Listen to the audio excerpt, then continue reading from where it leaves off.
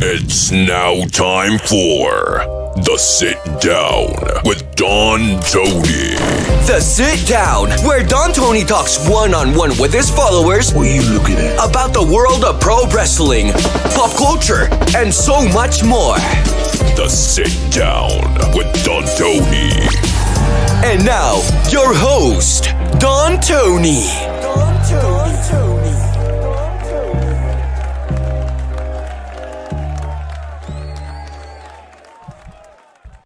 All right. Much better day. May 18th, 2025. Don Tony here. The Sit Down is live. I'm in a good mood. I'm a little drained, but I'm in a good mood. I want to thank you all for joining me. And, just for those who know about this already, I got a little update for all of you. For those that don't know, a couple of days ago, my father was rushed to the hospital. Blood pressure was like, I think 240 over 180 or something like that. And my father had a triple bypass surgery 5 years ago, I think it was 4 years ago. And, it was a lot of serious concern. And I had posted on Twitter this picture of my dad in the hospital. And it really, really shook me because, I always look at things in a little bit of a different way. And I almost felt like my dad was waving goodbye. But in actuality, my brother took him to the hospital and they took that picture to try to ease my mom's mind that he was going to be okay. He ended up being in the hospital for 3 days. Hypertension, migraine, and a few other things happened. But the funny thing is, he came home yesterday and I went to go see him today for a little while, and he's fucking working in the yard. He cannot stop. That picture was taken today. So, listen, we just lost Kev. And if anybody remembers 3 months ago, Kev, his story started the same way. Had rapid high blood pressure, couldn't control it, got rushed to the hospital. They put him on a whole bunch of crazy meds. And unfortunately, he still passed away about 2 months later, month and a half later. So to just, still mourning the passing of not only my co-host for 20 years, but my friend. Then have this with my father this week, plus, I'll in fact, tomorrow live on the show we do after Raw, I'm going to post a link in the Discord chat in case anybody doesn't believe me. If anybody remembers the story about my cousin Paula, who got AIDS, I've been open about that. She got AIDS about 25 years ago, and she battled, and Bret Hart was her biggest fan. Back in the late 90s, Bret Hart sent her one of her leather jackets. Very, very cool story, but she passed away 2 days ago. And it was expected. I mean, she was in hospice, but, it's just one after the other. It's like, give me a fucking break. My God. Even the thumbnail tonight for tonight's show, I try to be a little funny. About Black Adam, basically dominating the cowboy, or I call him the cowgirl Adam Page, Hangman Page. Black Adam dominated the cowgirl Adam Page. You all saw that controversy yesterday. I did a little digging. And I will tell you this, I know we can have fun with it and exaggerate and go along with the fun, but I personally, I'm not one that likes to bullshit anybody out there. We don't need to make fake news to make news. That's our catch line. We don't fake news to make news. So I'm not going to deny it. I actually was hoping a little bit of controversy to have a good laugh today. But the thing is, what happened yesterday, and believe me, we got a lot of questions to get into. Everybody who's here live, much love. We will get into everybody's tonight. I saw a super chat come in about Daffney. You know, we know Dark Side of the Ring is about to happen. I will not be watching it. I'm not even going to pay attention to coverage. I won't be talking about it. I have my own thoughts about it. But a lot of websites the last 24 hours, including Fightful, are reporting that Daffney's daughter refused to take part in Dark Side of the Ring. And I got flooded with DMs and emails the last day or so. Wait a minute, DT, you've been a friend of Daffney since WCW. You know, there's a lot of things, you know, that I know personally that only a very few people out there know. I know everything there is about Daffney, pretty much. I mean, sadly, you know, we know what happened. But people are like, I don't remember you ever talking about her having a daughter. I don't remember you talking about a daughter. So with Daffney's daughter, I will give you the answer. I will give you the answer in a little bit. So, let's first discuss this situation. And by the way, quick thing. I was going to do a news update last night. And then when social media was on fire about Collision going off the air 30 minutes early because Warner Brothers Discovery put Black Adam on, starring The Rock, and cut off Collision early, AEW had posted this. Actually, no, that's the second press release. We'll get into the second press release in a minute. So for those that don't know, California airs AEW programming 3 hours later. So Collision goes off the air at 10 o'clock Eastern. So, you know, you figure around 11 o'clock is when the California, the West Coast airing is.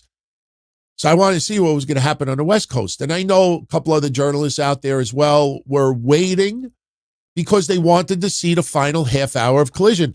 I did not stay up because I wanted to see the final half hour of Collision. I stood up because I wanted to see if they were going to stick him in the ass on the West Coast as well. Sure enough, they did. People that stood up until 1 o'clock in the morning, you know, basically, no, wait, what am I saying? 1 o'clock in the morning. Well, really 12:30 in the morning because 90 minutes in. They were expecting to see the full episode, the West Coast feed. But what was really weird about it, unless maybe they were talking about Max, Jason, with all due respect, not Solo Monster. I had to catch myself just now, like, wait, the other Jason, the other white meat, you know, the chunkier one. I don't know how you could have watched the West Coast feed when you live on the East Coast, unless maybe it was Max. So anyway, it didn't air. It got cut off too. So AEW posted this late last night. Due to ongoing transmission issues, tonight's episode of AEW Collision did not air in its entirety. After originally experiencing technical difficulties on the TNT East broadcast, we were hopeful that the full episode of Collision would air on TNT West. However, the aforementioned transmission issues continued to affect the transmission of the final half hour, even on TNT West. We are working to get the full episode on Max as soon as possible, and we are very sorry for the hassle. So, didn't air on the West Coast either, the final half hour. So now around 1 o'clock in the morning, I'm like, I'm too tired, man. I'm not doing my news update at 1 o'clock. Now, if this would have been a little bit different, yeah, I would have done it. So this morning I got up and I was like, you know what? Rather than jump the gun, let me find out what's going on. And I decided no news update today. Tomorrow when we do the Monday night show, we're going to go old school DTKC, and it is going to be an orgy of news and discussion tomorrow night. We got a lot of shit to get into. So, do I give you the honest answer and be a little boring, or do we kind of clickbait it and go along with what everybody else is doing? First of all, I will tell you this. I will not bullshit you. The Max app never advertised Black Adam for 10:30 p.m. 9:30 p.m. Eastern. Few people online were saying, "Oh, my app says that Black Adam was airing 30 minutes early." That's bullshit. That is not true. I will tell you straight up, and this is the Cliff Notes version of it. There ain't many people that Tony Khan or those in AEW that could contact in the wee hours of the evening on a Saturday to say, our show ended 30 minutes early. What the fuck? Everything is computerized and everything is programmed. And you have to understand this. Warner Brothers Discovery, no matter what network you're talking about, they have in their computers the programming set for the next 12, 24 hours, whatever it is. And if you're on a network that, let's say, doesn't have commercials, they know exactly what time a show's going to go off the air and what time a new show's going to go on the air. So basically what I was told today is there was no way AEW could have gotten the West Coast feed corrected. You know why? Because everything is on a 3-hour, delay, so to speak. And the thing is that if they would have caught Black Adam, 30 minutes earlier, what do you replace that 30 minutes with? If they had in their computers set for 9:30 p.m. West Coast time, all right, and then they change it to 10 p.m. West Coast time, what do? AEW Collision was taped. You can't suddenly start shifting shit around in less than 3 hours and reprogram everything. And their system was set up that Black Adam was supposed to start at 9:30 p.m. on the East Coast and 9:30 p.m. on the West Coast. And there was no way to fix it.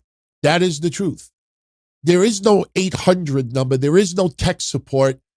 Tony Khan did not DM David Zaslav in the wee hours of a Saturday night and say, Collision, it ended early. So, unfortunately, there was nothing that could be done. It was a legit mistake on Warner Brothers Discovery part, but everything was synced up together, and you can't simply just, my bad, and you start, can't. So, unfortunately, shit happens. It's happened with other networks and other shows. I get it. It screws up people. Listen, I don't know how many people out there were going to DVR Black Adam who are not wrestling fans. Anybody that DVR'd Black Adam yesterday are pissed off because their show, when they watched it back, they're like, what the hell's the first 30 minutes of it? And then they have 30 minutes extra of something else after. That's all it was. When you deal with live sports, it's a little different animal here. But especially when you see, has anybody ever looked at TNT's lineup? When you look at TNT's lineup, you feel more and more that, maybe AEW will not be on TNT down the line, maybe all TBS. Because when you go on TNT, you'll see like blocks of Charmed, blocks of that other show that they opened, The Big Bang Theory. Especially overnight, there's like 4, 5, 6 hours. They're like, let's do a fucking 6-hour block of the same fucking show. It's like me back in the day. Anybody years ago remember HLN? And they would play like all night long Forensic Files. It was great. I set my TV at like 10 o'clock at night. And then I know what time I fall asleep, I got that soft-spoken guy in the background. Even though he would perversely get like really excited when someone would tragically like be killed or something. You ever like pay close attention to Forensic Files sometimes? Guy's very soft-spoken, very, like kind and, very, very, articulate. And then suddenly like it'll go from, and then he entered the room, and then she had nothing to do. She went into the corner, and it's like, oh my God, you sound like you're going to come. Some of those episodes are a little creepy when you go back and you watch it, but I used to all night long have that playing in the background. and Forensic Files just play in the background all night long. So, listen, shit happens. The only reason why you don't see it happen often is because it doesn't happen often, but a lot of the networks that it happens with, is programming that we don't normally watch. So that's all it is. There is no, controversy here. Some people lied online. There was no, I will say this though. If you look at Warner Brothers Discovery, they sure like to air a lot of Dwayne Johnson programming. That's a fact. They like to air a lot of Dwayne Johnson. I think Rampage, is that no pun intended, but that's the name of the movie. They have that playing all the time. So I just wanted to throw it out of the way because people had a good laugh the last 24 hours. And I figured, let me explain the thumbnail because, I don't want anybody to, I figured you probably want to know the truth. So, all right. Before we talk about Daffney for a minute, I see that some other questions came in early. And, you know what? I want to give quick comment on this because this is a pretty big discussion today. Who sent this in earlier? Okay, this is Bob the Builder. Can't believe that some dude tried kissing Saraya. Here's the thing, all right? If you know someone personally, that's different. But if you don't know somebody personally, kissing someone is really a no-no. And I know what some of you are doing. I know, and I'm going to cover my ass right now. I have told this story on my shows many times. And there's quite a few people out there that are hearing this, that were involved with this. And to this day, I say I feel really, really guilty about it. See, from doing the shows for so many years, you become online friendly with, some of your listeners, viewers. So there's a true story. And some that are tuning in live, they might even be live right now, some to back it up. When we went to the big event, a wrestling convention in 2020, that was the very beginning of COVID. In fact, we talked about it last week. That convention, I actually was hanging out at the same table with Sabu, JJ Dillon, Jimmy Hart, Shaheen was there, Mish Wrestling Soup was there. We were all, basically hanging out. And they actually went upstate with JJ Dillon and all the others after that, I believe, later on in the week. I didn't. But when I let everybody know that I was going to be there, had a lot of you out there that support Kevin and I show up. And people were coming up and I was giving hugs. I actually gave a kiss on the cheek to a few people. There's one girl out there who tunes in and she knows, and I said it, I felt really, really awkward after. That's how I am. That's why when I heard the controversy about Governor Cuomo here in New York, like, hey, listen, I'm a little infectious. That's, if I am friendly with someone, even guy, I'll give a little hug or something. I won't do it again, obviously, but especially in the beginning of COVID, we did not know what the hell was going on. And I even said later that week, I said, wow, I feel really awkward now. Nobody was upset. Nobody got offended and nobody got COVID from me.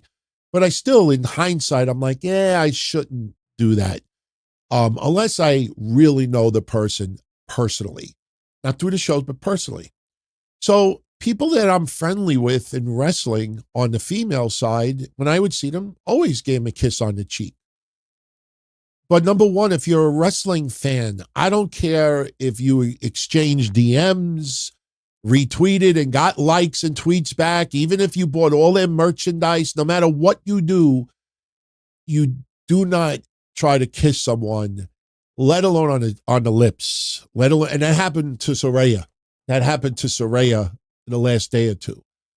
And I don't know if there's video of it. It's just a weird thing. It's a big no-no. Now, listen, let's also keep this in perspective. This happens almost never. When was the last time you have read any wrestler, female wrestler out there says, somebody tried to kiss me in an autograph signing? When was the last time you ever heard a story like that? So this is a extremely rare, almost impossible occurrence. So I say keep it in perspective, but no, unless you know someone personally, you don't invade that private space like that. And you could also read the room a little bit. I mean, there's some people I've gone up to in the past and you just give them a nice hug or you just give them a little fist bump or something like that. You read the room, but kissing, no. Definitely a no. I don't, not even on the cheek, unless you know that person personally. That's just, no, that's a big no. But again, when was the last time you heard anybody say this?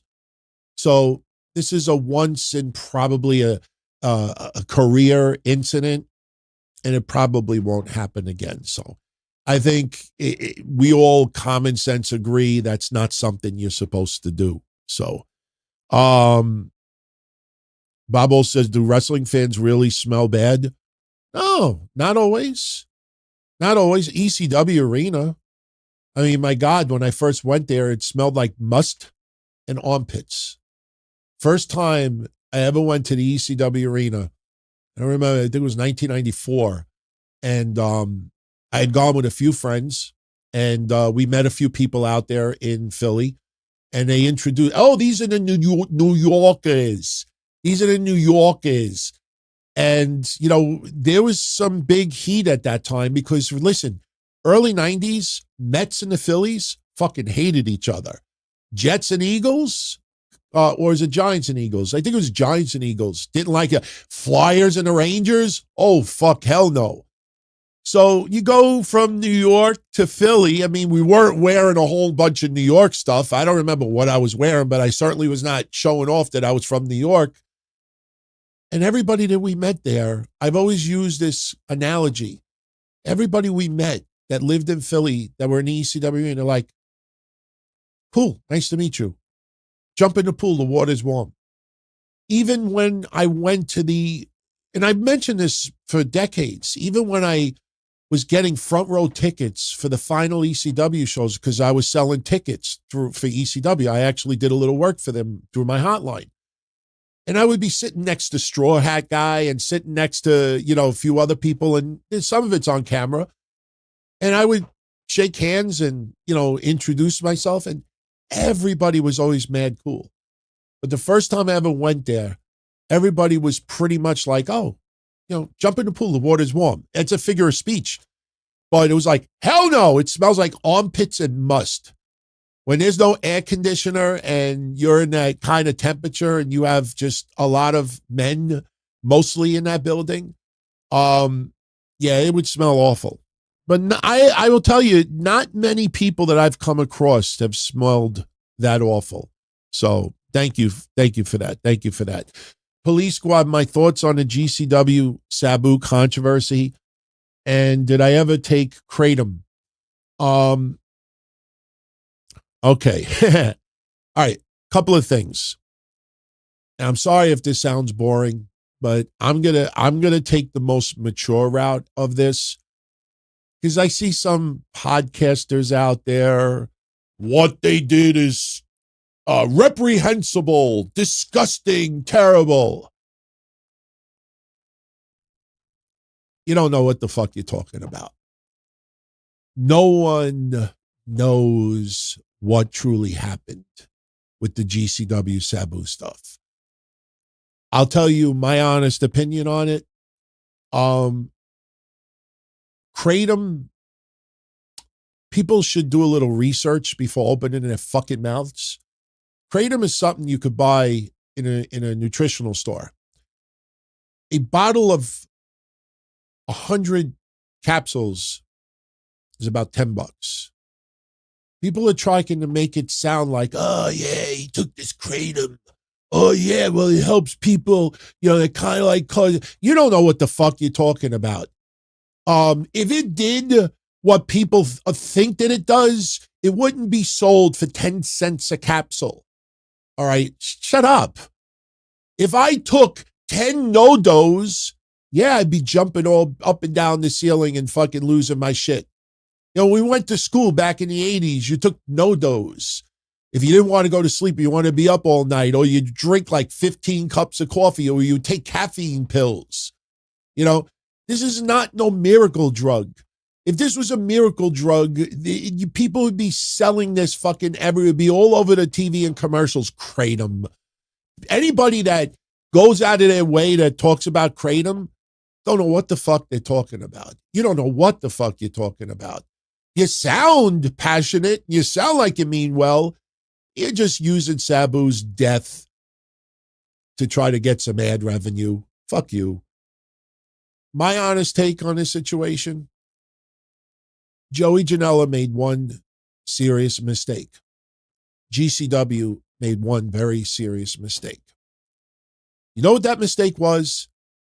No, they let a 60-year-old wrestle.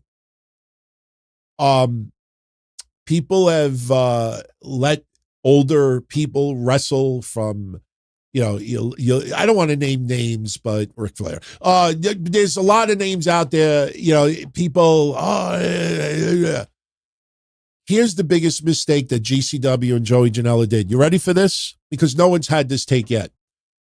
The biggest mistake is what wrestling has been doing for 100 years. Is that when it comes to the press, they get over dramatic when it comes to articles. Because this was Sabu's last match and he was retiring, even though he may not have retired later on, that's all, you know, subject for debate. But when they did that interview a couple of days after Sabu wrestled, they had no idea Sabu was going to pass away. And the problem is they over dramatized. He wasn't here. We didn't know. His feet were bleeding. This and that. His legs locked up. His back, his neck, his back, his pussy, and his crack. It all locked up. We didn't know what to do. Then he showed up 2 hours late, and he's bouncing on. They tried to dramatize it because this was going to be the article. Sabu ended his career like as only Sabu could. Wrestling always exaggerates this stuff. Stop taking every little thing so seriously. Everybody exaggerates, brother. That's Joey Janela and GCW's biggest mistake. That's it. They exaggerated for the article and to prop up Sabu a little bit more, like Sabu went out the way he's been doing his whole career. They meant no ill will. There was no disdain. There was no hate. There was no drugging someone up so he could work a fucking match. And again, when anybody does that conversation and brings up Kratom, you don't know what the fuck you're talking about. I think probably the strongest thing that you ever took is a Flintstone vitamin.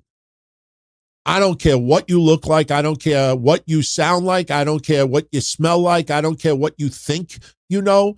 But the minute you start talking about Kratom and, oh, they gave him this. And the funny thing is, his people gave Sabu Kratom.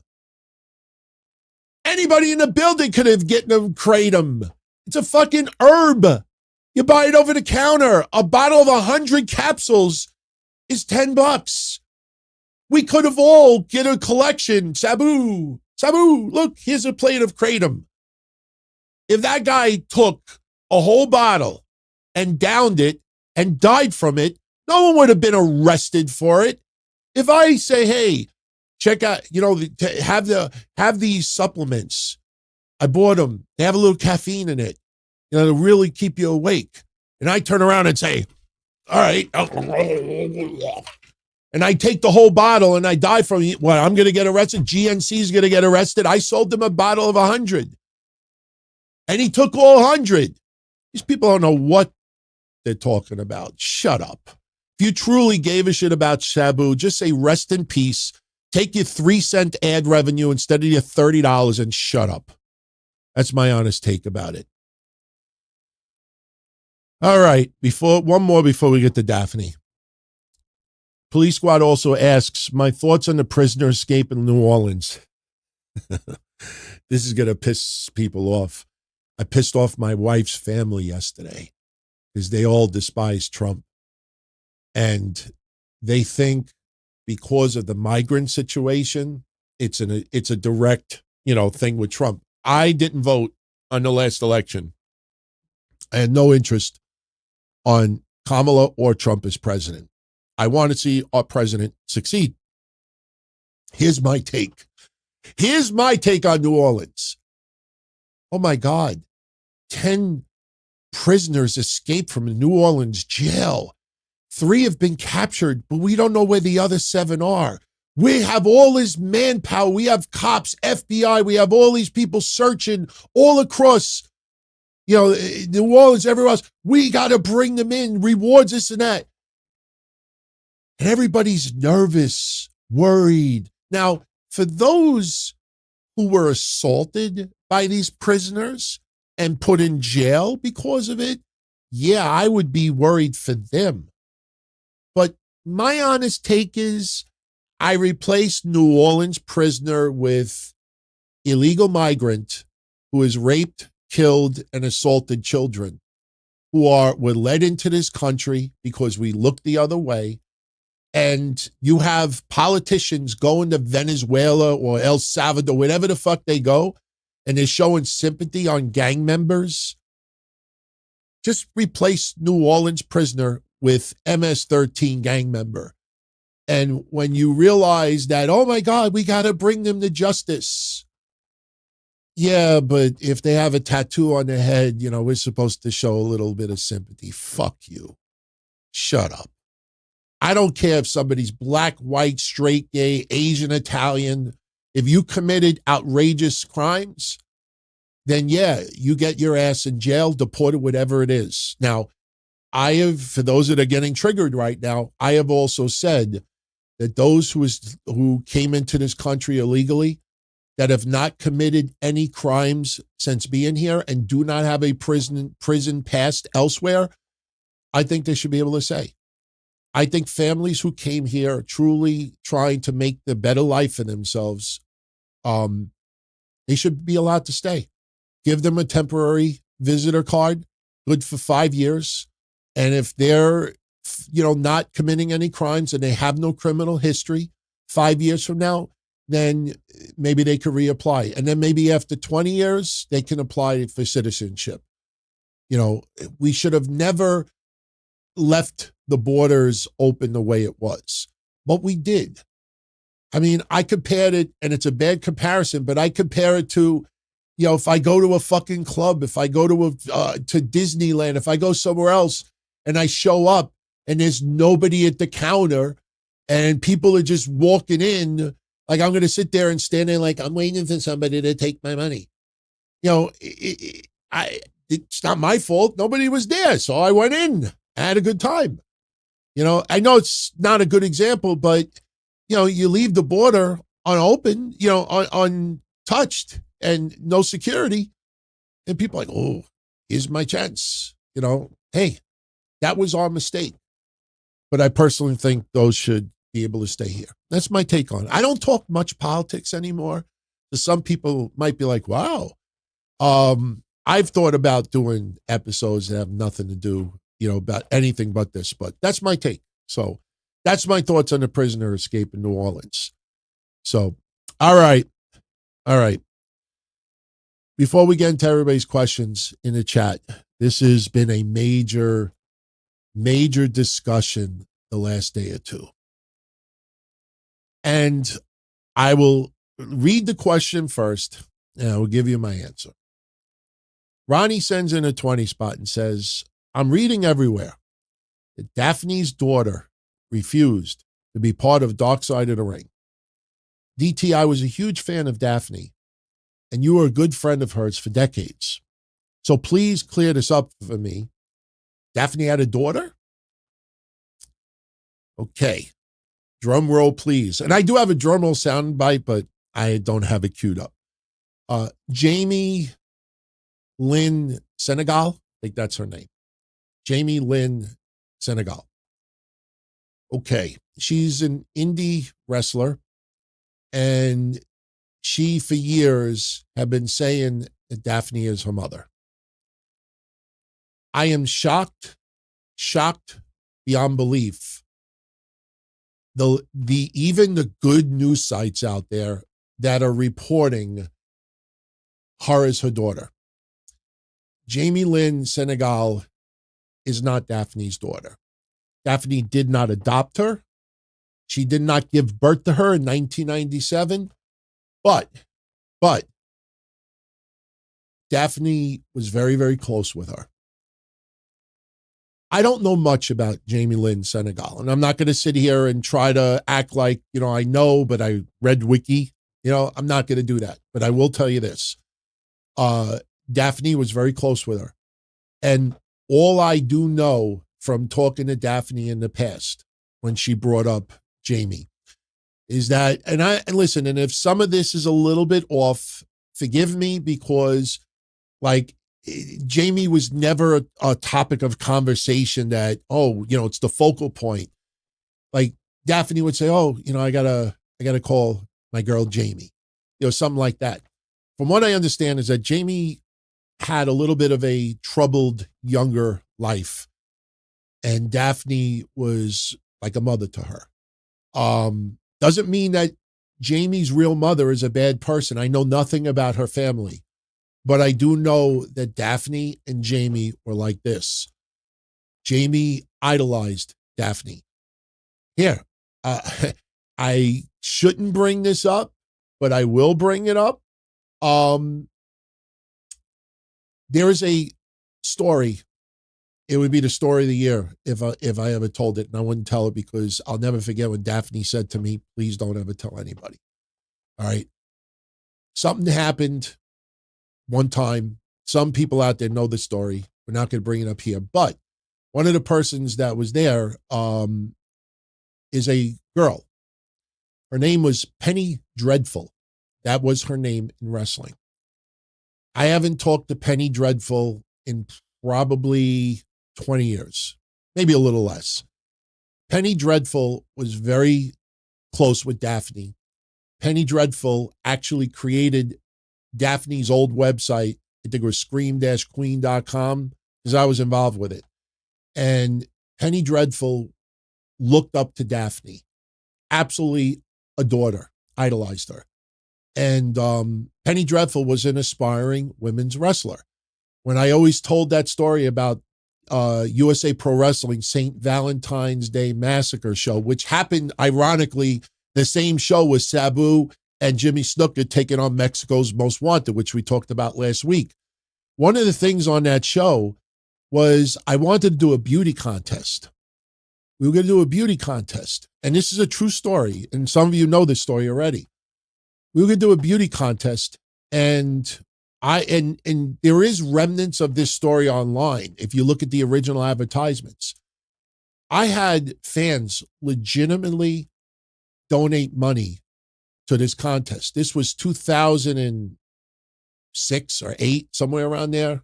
So I think it might have been 2006 or 7. So anyway, long story short was I came up with this idea of doing a beauty contest that involved talent as well. All the valets and women that were in USA Pro Wrestling were invited to be part of it. And I did an online drive to raise money. And any money that was raised online by fans, the winner of the contest was going to be given that money. So the prize was real. Some of the women took it very, very seriously. And I remember Penny Dreadful doing the whole Daffney shtick. And what ended up happening was Matt Stryker. Matt Stryker was a part of USA Pro Wrestling. And, listen, I haven't talked to him in ages, but the story that I was told was that he did not know that the contest was supposed to be real. So at the time, he was very, very close with, what's her name? She was in TNA for a little while as well. Oh, God. Becky Bayless. Becky Bayless was involved with Matt Stryker storyline. I don't know if they were involved outside of wrestling too, but what ended up happening was in the ring, the fans were all voting, and I think they voted for Penny Dreadful or somebody else. And Matt Stryker took the money and said, the winner is Becky Bayless. Becky Bayless took the money. And people were booing this and that, and I felt awful. But, you know, people were like, hey, DT, welcome to the world of wrestling. You know, like you can't work, you can't do shoots like that. So in hindsight, I was always told that Matt Stryker did not know that there was supposed to be a legitimate winner. Because she was a heel, he said to the crowd, oh, she's the winner, and gave her the money. They actually got the money. I don't know if she really kept the money, but I never saw the money back. And I felt bad because everybody online, that contributed, they're like, I thought fans picked the winner. If you Google hard enough, you will find the article. Fans picked the winner. I'll never forget it. So Penny Dreadful really looked up to Daffney. But to clear this up, because I was shocked at how many websites cut and paste this. And when I saw it on Fightful, because I subscribe to Fightful's Patreon. Not everybody's 100% with their accuracy and stuff like that. But, then again, how do you even verify that? So I can't fault them or anybody else, but the answer is Jamie Lynn Senegal is not Daffney's daughter. Not by blood, not by adoption. She looked up to Daffney like a mother. Because Daffney was, 16 years older than her? Daffney was like a surrogate mother. It's just like, you look up to someone, oh, he's like a dad to me. That's like John Cena walking around and saying, Vince is my father. Who's going to go on a wrestling news site and says, yeah, John Cena talks about his father? And then you click on it, it's about Vince McMahon. Father-like character. Daffney was a mother-like person to Jamie. I will say this. Props to Jamie for not being part of this. I do know a few people that were part of it, and I do know that the reason why they were part of it was because they wanted to make sure that certain things were mentioned about Daffney in defense of Daffney. So, does that answer it? Daffney's daughter. Daffney never had a daughter. Okay. And let me make this clear. I see some people talking about Becky Bayless. She did nothing wrong that night. She was not a bad person. She did nothing wrong that night. She was being a heel character and she didn't know either. But please, don't exaggerate this like a fan tries to kiss Soraya. It was disgusting. Whoever that fan was, a little disturbed. But we're talking once in a decade or two. Doesn't make it better, but it's not like it's a repeated thing going on. Yes, I actually was going to say this, Mr. Webb. Thank you very much. This was actually going to open up tomorrow's show. Thoughts and prayers are with Jim Ross. Was diagnosed with colon cancer. I am pretty confident. I don't know JR personally. We've crossed paths. We've talked about that before. If what I believe the stage that he's at, if they caught it early enough, he'll have surgery and he's got a very good chance of recovery. First 5 years is the most cautious because it can come back. But Jim Ross being diagnosed with colon cancer, that is something you don't fuck around with. I mean, I got to be honest with you. It's something I always worried about with me. With me, I always thought if I ever get the C word, it's going to be either prostate or colon. And prostate, I am borderline right now. Prostate runs in my family. My number's already a little bit higher. Some of you may remember when I talked about my prostate a year or two ago, you heard me bring up the Gleason number. I'm sure a lot of you remember when I brought up the Gleason number. There's an index that, really, if you go over a certain number, that's when you really got to be careful. And JR's Gleason number is quite high, but he is going to have surgery. It'll be a road to recovery, but they got it early enough. He'll be okay. My thoughts, even though I don't like him and I have my, feelings about what transpired the 4 years leading up to 2024's election. But Joe Biden, anybody here, he got diagnosed with aggressive prostate cancer. Again, runs in my family. And it traveled to his bones. It metastasized to his bones, and that's not a good thing. Some people are trying to lighten the blow by saying it's hormone or this and that. That's a serious, serious thing, especially because he's like 81 years old. This is a very, very serious thing. So listen, however you feel about politics, however you feel about him as being president or, not being president during those 4 years, you hear something like that. And, that sucks, man. That sucks. Fuck cancer. Exactly. Fuck cancer. I don't care who it is, unless it's the most evil of evil. Fuck cancer.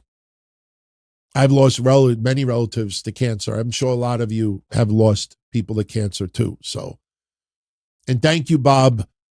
He's loving the retro shows. What is my favorite show I've ever recorded?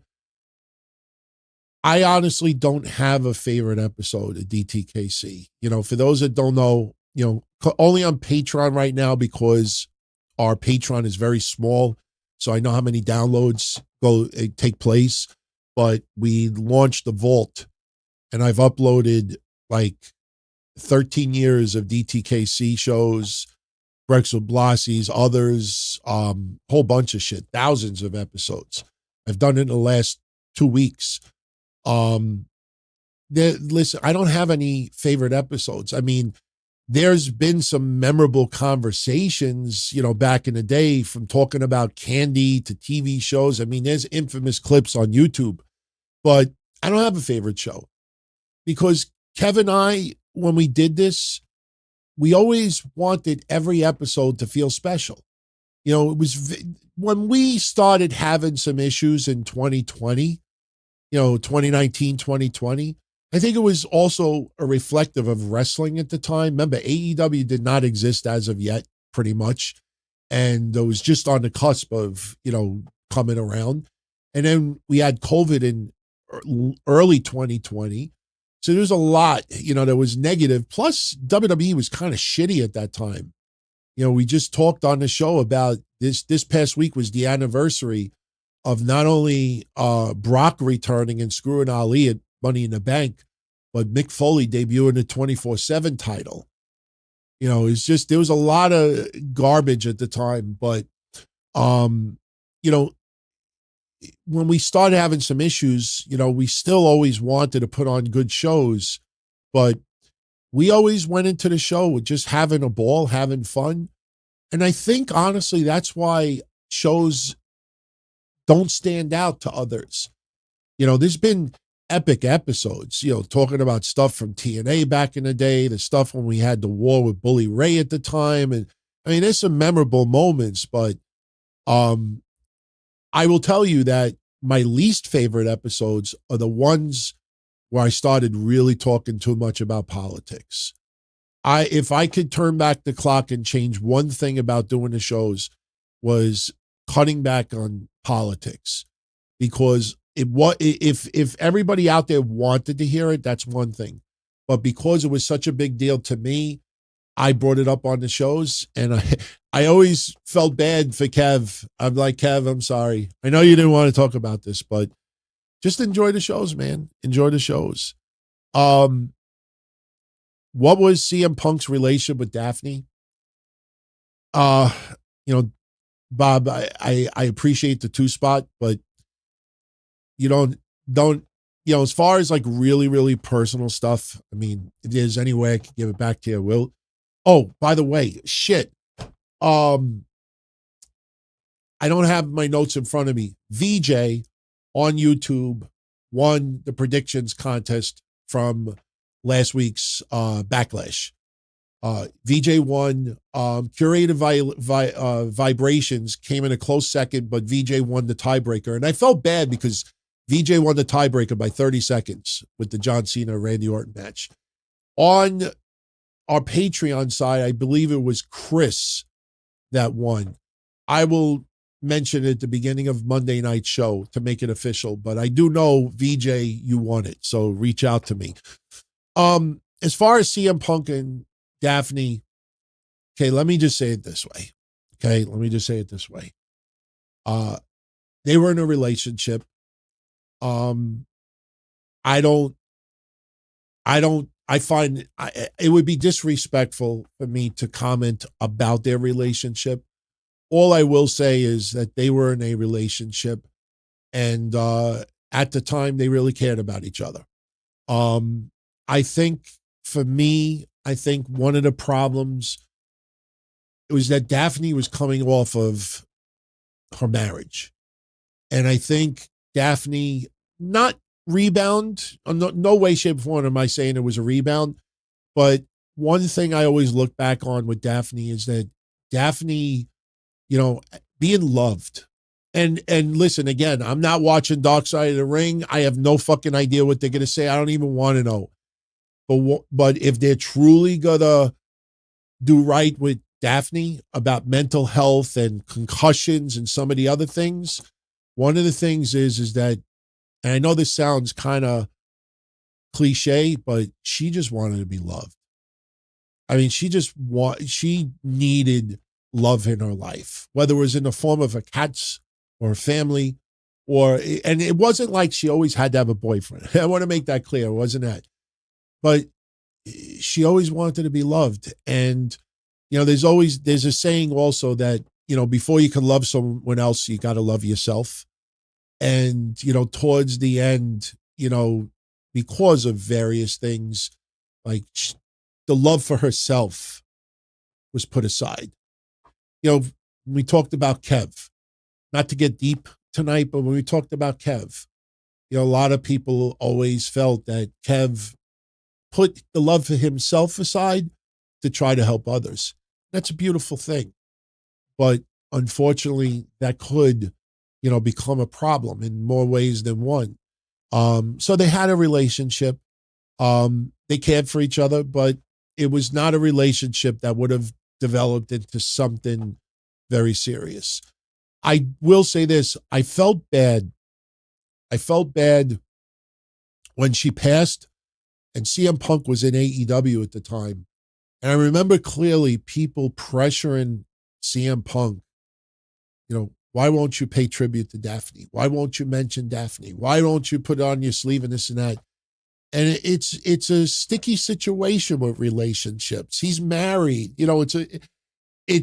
I did not find any fault in CM Punk. And I don't know if he's ever talked about her passing, but I felt bad because fans really should not go that deep. So, yeah, Daffney got more than just concussions in TNA. She had a horrible car accident where she almost drowned, and she hit her head pretty bad on a steering wheel. There's other things that have happened. So, Roderick Howard with Darby succeeding climbing Mount Everest, and props to Darby Allin for doing that, man. Say what you want about his recklessness and everything. That is commitment. That is balls. And that is not an easy thing to do. A lot of people have died trying to climb out Mount Everest. Now, he's got to get back. And that could be just as hard. But, props to him, man. Seriously.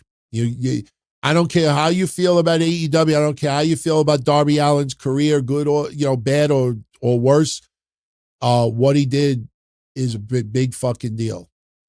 I used to go camping. Some of you have seen it on some sit-downs back in the day. I played footage here, going to Bear Mountain, going to the Catskills, go to the Adirondacks. I've gone. And, I couldn't even hike for 4 hours. I forget it. This motherfucker's going weeks to Mount Everest. Good for him, man. Do I think the writing's on the wall for him to return and beat Moxley for the title? It sure feels that way, and it sure feels like it could happen at All In. A lot of people, I still feel this way. I still feel that Darby Allin was going to win at the very end of the year. Because if you remember the hype of World's End, this is going to be the end, and it's going to be a new beginning, this and that. If you remember the hype, even Tony Khan hyped about, how things would be much different after World's End. And it sure didn't happen. And I almost feel like maybe Darby Allin decided, I'm going to climb Mount Everest, and then they realized, okay, we could have him win the championship at the end of the year. Unfortunately, we're not going to get an AEW Unreal on Netflix, so we really will never know this answer. But my gut feeling is that either AEW decided that they were going to put the belt on him in December, the end of the year, but then decided against it because he would have to drop it almost immediately because he needed to go train to climb Mount Everest. And I think they decided, you know what? We're just not going to put the belt on him right now. And when he takes it off of John Moxley, people are going to be like, thank fucking God. Thank God somebody took the belt off of Moxley. That's what it kind of feels like. I mean, look, if Swerve or someone else beats Moxley for the title beforehand, that's different. But I still think that Darby Allin is the chosen one. And I think maybe All In. Maybe All In. Curator, what's up? Is it true Sable used to forget the belt to not drop it to Luna Vachon? I don't believe that. I don't believe that. Sable, I don't know her personally. The championship was not, put it this way, she didn't look at the championship like Bret Hart looked at the championship. Bret Hart, very, very respectful for the Sable was, she was, what's the right word I want to use? She was the hottest woman in wrestling. And when she did that gimmick that all the girls want to be like me and the men want to be with me, it was more about her persona, the visual, the body. It wasn't about, oh, I'm champion. I don't believe that Sable ever had the bug bit that she wanted to. I never looked at Sable's career like Trish Stratus. I always felt there was a point where Trish Stratus, something clicked and she's like, I want to take this shit seriously. When Trish first came in and she was the valet for TNA, Test and Albert, you knew she was a fitness model. We knew that she was a tom girl. She was a tomboy, whatever you want to use. We knew that she loved sports, but didn't know much about her wanting to wrestle. And little by little, you kind of started feeling like, okay, something about her, and the bug bit her. And Trish, really got committed, and she did an amazing job.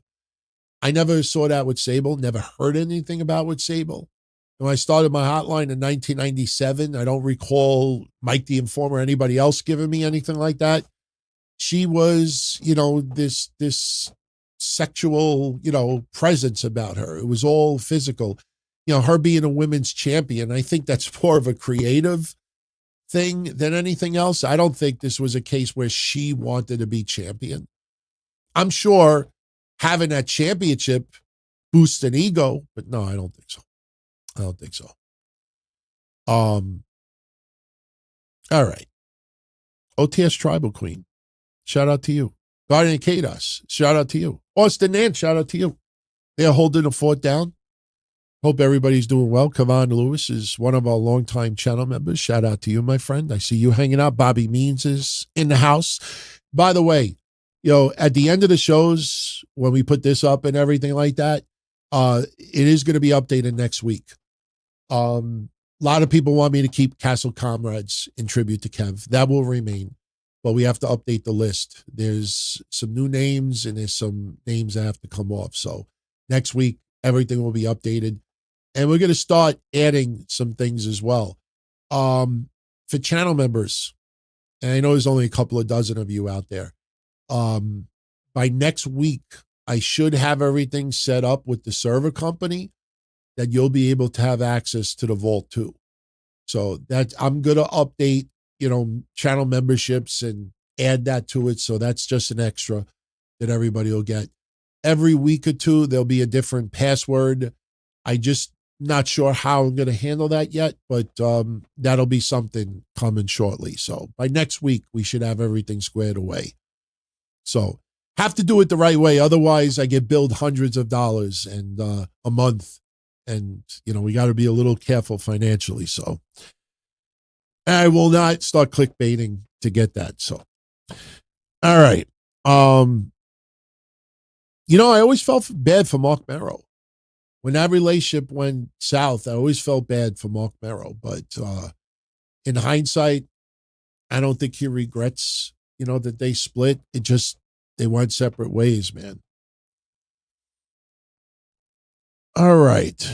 Am I leaving anybody out over here? No, I am not. So I'm just playing catch up over here because, yeah. Okay. So we are caught up. All right. So if anybody has any question in the chat, type the word question before it, or just, I should be able to catch it. We'll be running for about another half an hour. And then tomorrow night, like I said, we got a shitload of stuff to get into. I will say this. It's not a big deal, but, something that's really starting to piss me off about some of the news reporting in wrestling. I want to know in 2025, last week we said it, who's going to be the first interviewer that's going to just ask Hulk Hogan straight out? What's your reaction to people who feel you're a passive racist? I was so disappointed with Ariel Helwani's interview last week because when your question takes 5 sentences to ask, you're beating around the bush. Ariel, I love your work. It took me a little while to grow on it, but I am a loyal supporter. But, man, you walked on eggshells asking Hulk Hogan that question. Asking someone if they're a passive racist is pretty harsh, and I'm sure Hulk probably would not come back, but to stop bringing up L.A., stop bringing up Los Angeles like it's a singular thing. And by the way, when Hulk keeps saying, and I came out with the black and white in L.A., Dorothy, click your heels together. This is not 1997 anymore. People just let him talk, and nobody fucking stops him and corrects him. But I'm going to say this too. I have a problem with TNA right now. And I don't know if it's TNA's fault or if it's Sports Illustrated or John Alba. I don't know. But any of you, and you probably have no idea what I'm talking about because I'm the only one has a stink with it.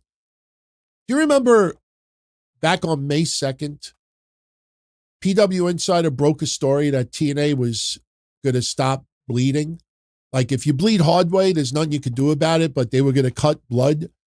And we were all like, wow, WWE, because of the relationship, maybe WWE's kind of like, all right, we don't want any bleeding and this and that.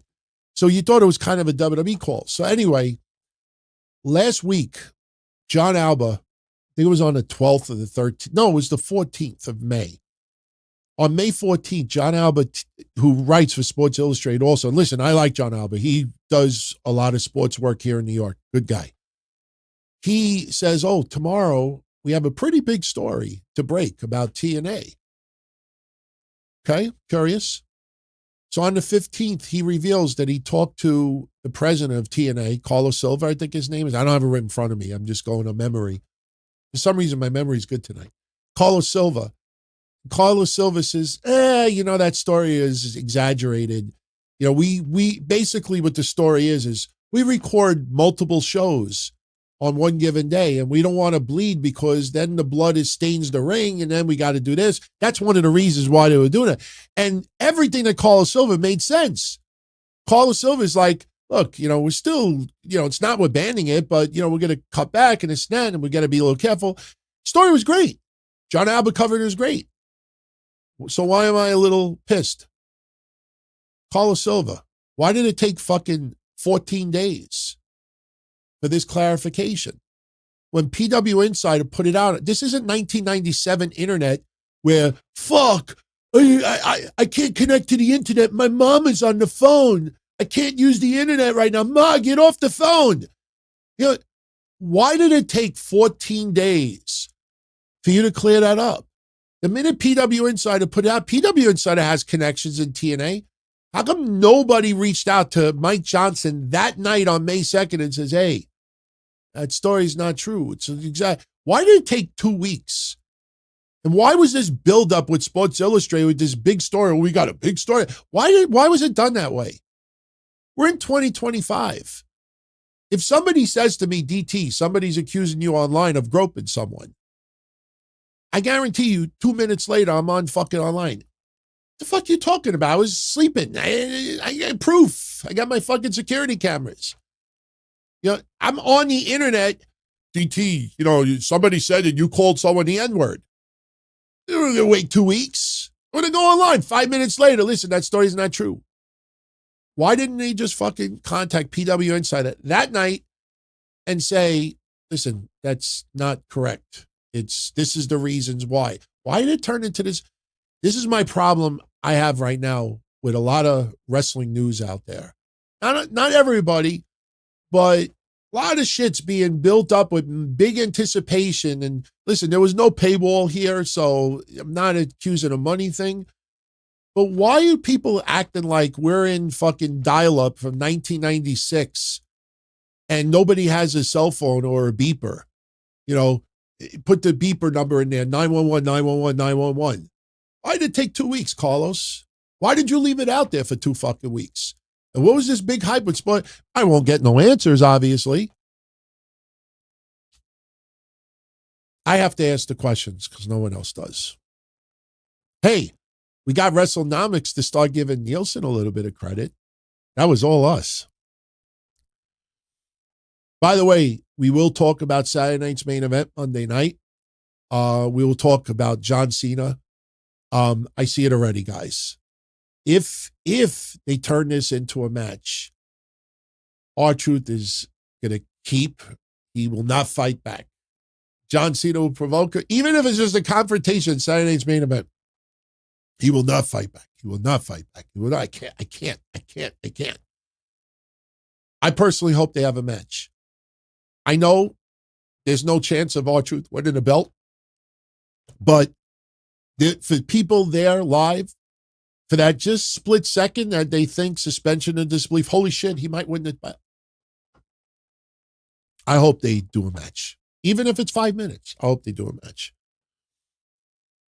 Bob congratulates Darby on climbing Mount Everest. He says Vince Russo really annoys him. I'll say this, Bob, about Vince Russo. I've been a supporter of Vince Russo since the 1990s. Not everything with Vince Russo is great. Some of his writing was a little bit whack. He needed filter, no question. I support Vince Russo, but from the outside looking in, and here's a little revelation that some people might be blown away about.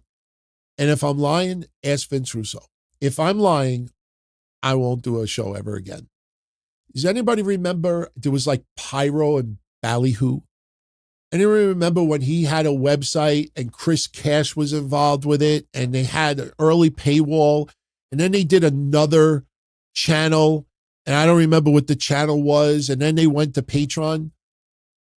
I subscribed to Vince Russo that entire time.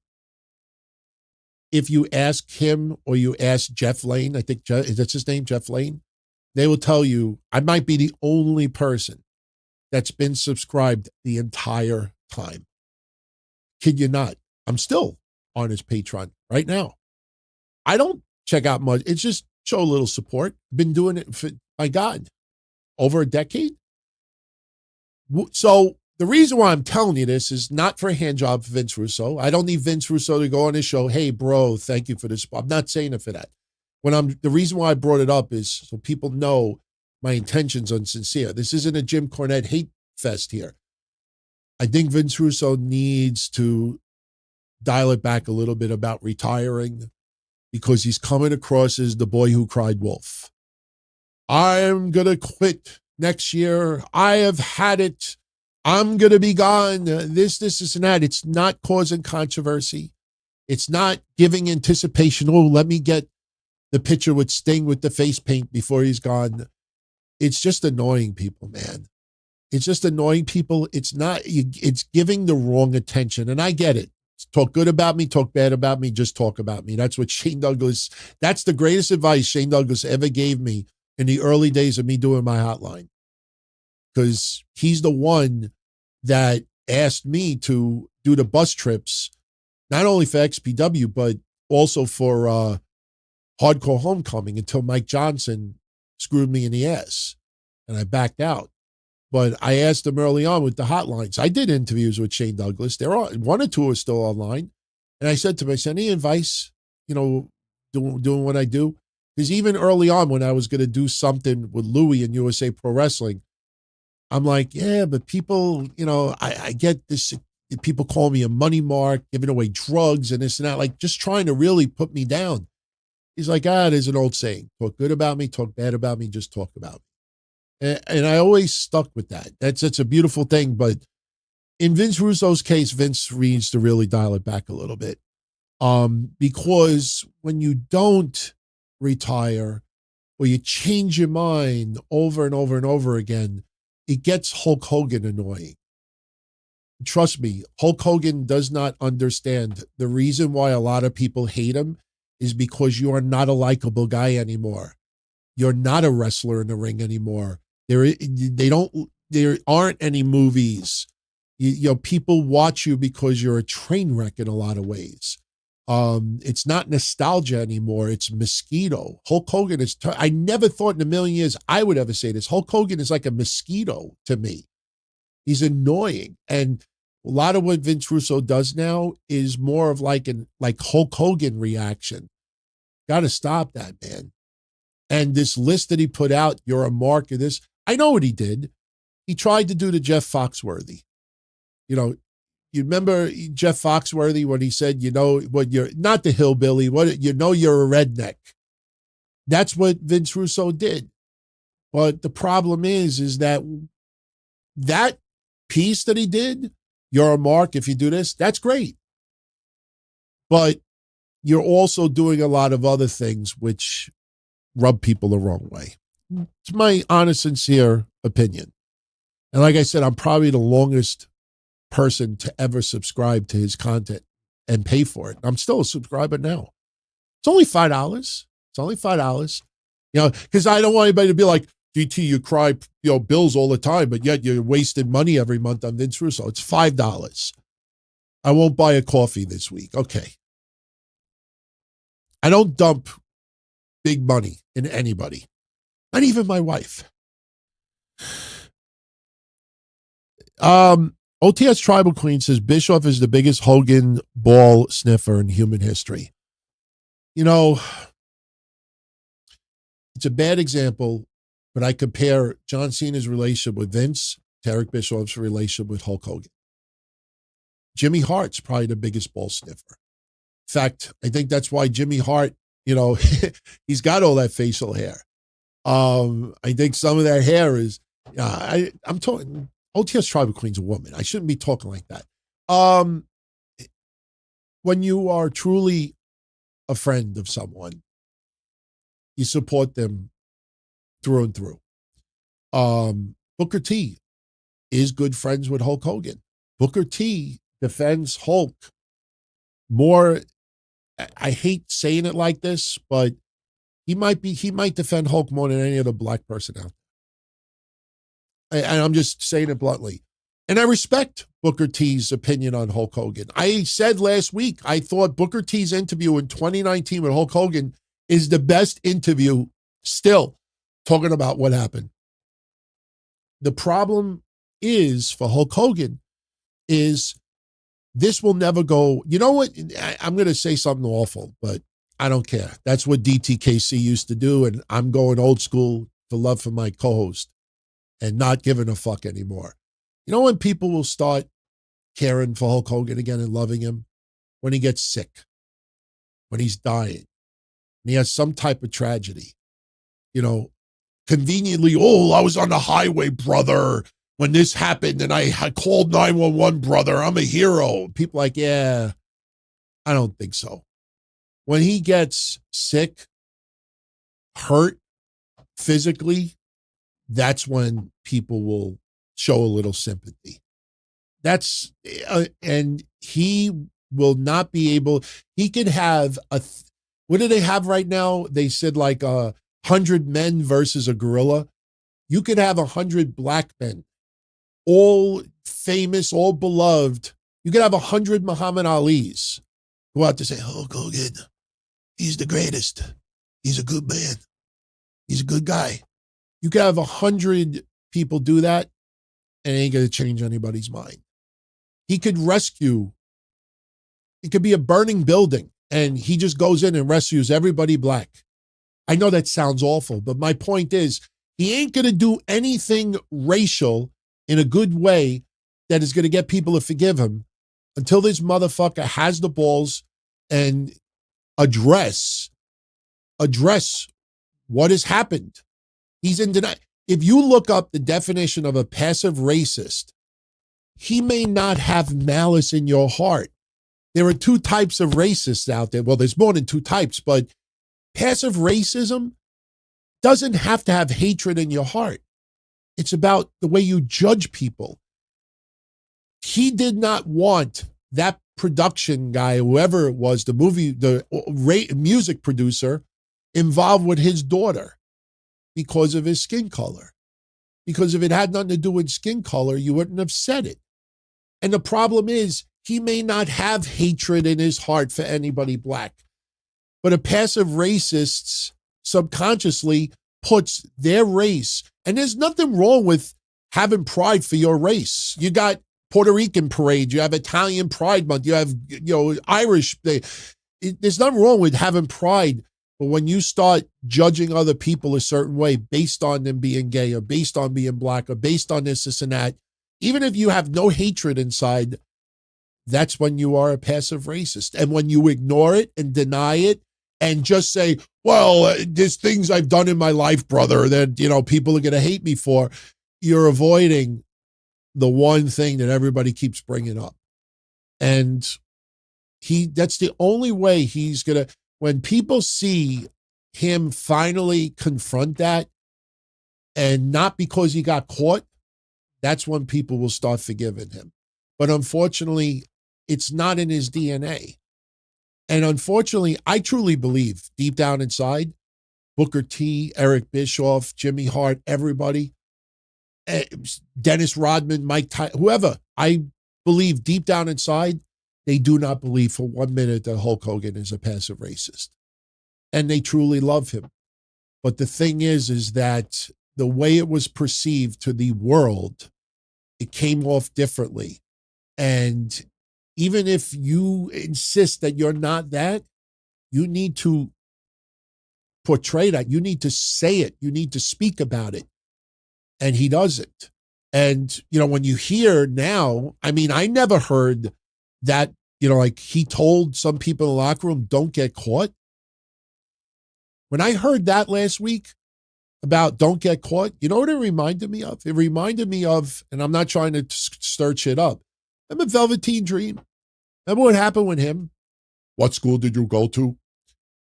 I played on the history show a week ago or 2 weeks ago, Jim Cornette's coverage of Velveteen Dream's incident. And basically what Jim Cornette said was, you would think with today's technology that, you would make sure you don't get caught.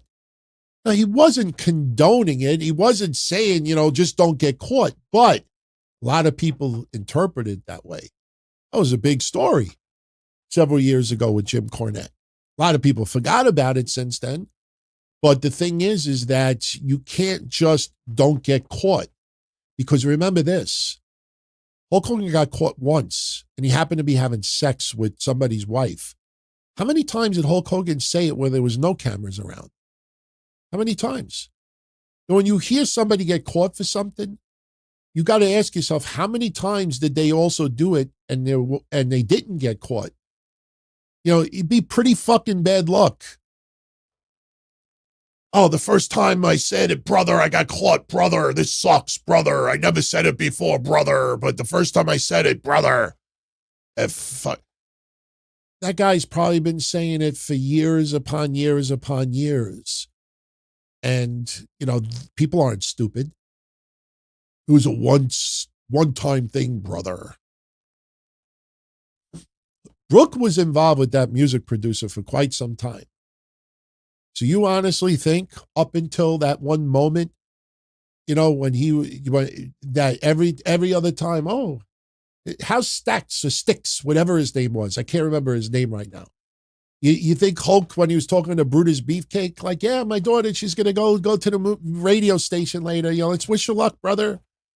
You know, oh, that's great. Brooke, how's everything going? You going to go see that? When's the record going to come out? You think he was all peachy happy? Every time she was probably mingling with this guy, he was probably fucking in a church lighting a candle, you know, for something bad to happen, brother. People aren't stupid. Problem is he thinks because he's a larger than life person, celebrity, you know, professional wrestler, you know, that he thinks that he has more brain cells than us. See, people that wrestle on TV, you know, they might be tremendous at what they do, but they're dumb as a fucking doorknob. You know, the worst thing that WWE ever did was like go on to like the weakest, wait, you are the weakest link. At that time, I felt so bad for Booker T. You know, even some of the other wrestlers, they were asking simple questions and you're like, wow, these people wrestle fucking tremendous, but they are dumb. You know, just because someone could wrestle doesn't mean that they can fucking pass the fucking GED. So that's the thing with Hulk Hogan. Hulk Hogan thinks is because he's got a star. I don't know if he has a star in the Walk of Fame, but that means he has more brain cells than us. No, you don't. No, you don't. Jeff is asking, is it true Steve Austin was originally going to play the bodyguard in the movie Scream 3 in 1999? Bodyguard's name in the movie was Steven Stone, by the way. I don't recall that at all. I don't recall in 1999? No, because I don't recall that at all. Don't recall that at all. Don't recall ever covering that. I mean, you got to understand, at that time, the Steve Austin character, the rattlesnake, Texas rattlesnake, this was not, if it would have been years later where he was riding around in the four-wheeler, drinking the beer and all those antics after Raw would go off the air with him, with the what stuff and this, if this would have been 2002, 2003, maybe, no, not even, because 02, you know, still he was, you know, doing that real heel run in 01, 02. So if he would have done it like 2003 and newer, I could say, yeah, but not in 1999. I don't buy that. Michael Gonzalez is asking, do I think Pete Rose will be inducted in the Major League Baseball Hall of Fame now that he's not on the ban list? Yes, he will. And it's disgusting. It's disgusting that they're reinstating him now. It's ridiculous. I get it. He been on baseball, but, you know, this idea, oh, now because he's dead, now he's not a threat to baseball anymore. It's just, it's a pussy move by Major League Baseball. They should have reinstated him when he was alive because that's all Pete Rose wanted. I mean, the fact, and I totally forgot about this one, when his son had his first Major League hit, they wouldn't even let Pete Rose go on the field or celebrate with his son, that he had to buy a ticket. I mean, Pete Rose should have been reinstated, especially that baseball has all this, DraftKings now and everybody could bet. And I get it. He bet on his own team, but he bet on his own team to win. If those bets would have showed that his team was going to lose, that's different. But he always bet on his team to win. And a lot of people don't know that. Major League Baseball should have reinstated him years ago. Terrible. Yeah, Steve Austin was on Nash Bridges a few times in 1999, but he wouldn't have been a comedy goof in Scream. Big difference. Steve Austin wasn't a comedy goof in Nash Bridges. Tristan, what do I think of Kane unmasking on Raw for the first time ever? In my opinion, he was Larry Fine. I said it that night. If you ever get the retro episodes, go check out the episode when Kane unmasked that night. Kevin and I were uncontrollably laughing, and I said he looks like Larry from the Three Stooges. I mean, we knew what Glenn Jacobs looked like because I've watched him as Unabomber. The Unabomb, when he was managed by Al Snow. He was fucking great. Listen, we knew Isaac Yankem too, but we knew what he looked like. We were curious to see how WWE was going to pull it off, but he looked like Larry from the Three Stooges. It did not look well. But I am very, very happy with how his career turned out. They did the See No Evil stuff. Electrocuting Shane McMahon's you-know-whats was probably a little bit over the top. And I still laugh. Remember when didn't he throw JR in a ball of fire? Didn't JR get burned to a crisp? It was a little ridiculous. Good stuff, though. Good stuff. Kevin Milwaukee's asking why does so few referees these days count slow enough with the proper drama. It's just the fast pace of the matches. It's the fast pace of the matches. At least it's not Earl Hebner. I hated Earl Hebner's the way he did things. I hated when he would go 1, 2, and then do the windmill. I fucking hated that. I always was hoping that he would tear his rotator cuff. I swear to God, I'm not even kidding. In the early days, I was like, please tear a rotator cuff. Stop that shit. It wasn't believable because when he would hit the 3 count, you ever notice he never did the windmill and actually did the 3 count? I hated when Earl Hebner did that. So it's just the pace of the matches these days. Twix, I will not be watching Vice's show on Daffney. There's going to be a ton that's going to be left out. People have asked me if they contacted me, would I have considered it? I would have considered it in one condition, that I would have been able to know exactly how they were going to cover it. And honestly, I don't even know if I would, because just like when Johnny Candido asked me to be in the Chris Candido documentary, I said no. And when Johnny said, why? You loved my brother, you cared for him. And I'm like, yeah, but nobody wants to see me. People are going to see me like, this guy. So that's the only reason why I probably would not have gone on the Daffney one. But, I would have made sure that they would have done right. But again, that one, there's a couple of stories that, the one thing that I always take pride on my whole life, when somebody says to me, please don't tell anybody, or please don't talk about this, or please don't mention this, or please don't. I mean, there's been many times people have told me stuff like, please don't tell. Kev has told me stuff. And look, what is Kev going to do right now? Put a lightning bolt in my head? I could reveal a bunch of things right now. Nothing is controversial. It's just he's told me things about him and his personal life and other things. And I said, Kev, you have my word. Because he needed somebody to talk to. Some of it was relationship related. Some of it was other things. And, I probably would not have done it.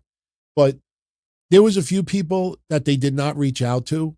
And I was like, you're trying to push a certain narrative. I'm not going to be watching it. Nope. No interest in watching it. Benjamin, how did Tiffany Stratton avoid getting squashed by the elephant Nia Jax? I have expressed a lot of appreciation for Nia Jax. Nia Jax, when she got released, she didn't take it seriously. There was a lot of regret. She was trolling people online.